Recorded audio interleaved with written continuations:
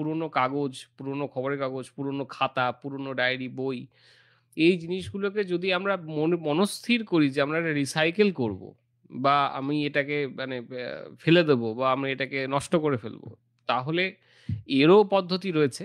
যেরকম আ কাগজের মন্ড মানে যেরকম খবরের কাগজ হতে পারে, ডায়েরির কাগজ হতে পারে, কোনো পুরনো আরকি ফেলে দেওয়া বই হতে পারে, গল্পের বই হতে পারে, যে কিছু মানে যেটা আমরা ফেলে দিতে চাইবো।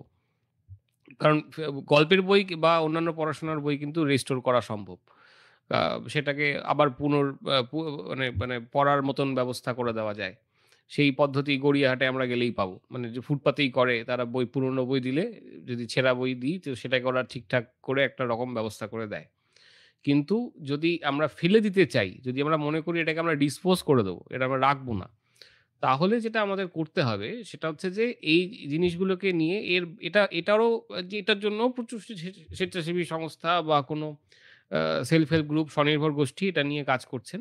যেরকম আমি নিউজ পেপারের প্রবলেমটাই এই ক্ষেত্রে খুব বেশি পেয়েছি। তারা কি করছেন, তারা এই নিউজ পেপারগুলোকে বালতিতে ভরে তার মধ্যে জল দিয়ে মন্ড বানিয়ে সেটাকে প্রসেস করে মানে পুরো কাদা মাটির মতন জিনিসটা তৈরি হয় এবং সেই নিউজপেপার ওইভাবে তারা মানে রোল মানে বানিয়ে বা টেবিল মতন বানিয়ে তারা সে চেয়ার বানাচ্ছেন, টেবিল বানাচ্ছেন এবং সেটা যথেষ্ট ওয়েট ক্যারি করতে পারছে। মানে আমার বক্তব্য যে নিউজপেপারের যেটাকে আমরা নিউজপেপার ম্যাশ বলি, নিউজপেপার ম্যাশে তো সেটাকে ইউজ করে আমরা টেবিল চেয়ারও বানাতে পারছি।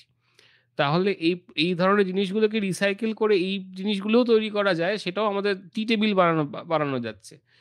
চেয়ার্স বানানো যাচ্ছে, বুক শেলফ বানানো যাচ্ছে, বিভিন্ন আর্টিফ্যাক্টস বানানো যাচ্ছে। আমরা জাস্ট ইনোভেশন এবং তার সাথে কিছু শৈল্পিক আ বিচার এই দুটোর মেলবন্ধনে একটা অদ্ভুত জিনিস মানে অদ্ভুত শিল্প তৈরি করা সম্ভব। অদ্ভুত ইউটিলিটি প্রোডাক্টস তৈরি করা সম্ভব। বুক শেলফ তৈরি হচ্ছে। তো পেপার ম্যাশটাকে ব্যবহার করার জন্য মানে পেপার তো কাঠ থেকেই আসে। তো পেপারটাকে ম্যাশ বানিয়ে সেটাকে আবার কাঠে পরিণত করা যায়। সেটা আ অনেক স্বেচ্ছাসেবী সংস্থা বা অনেক স্বনির্ভর গোষ্ঠী তারা এই ধরনের কাজকর্ম করছেন।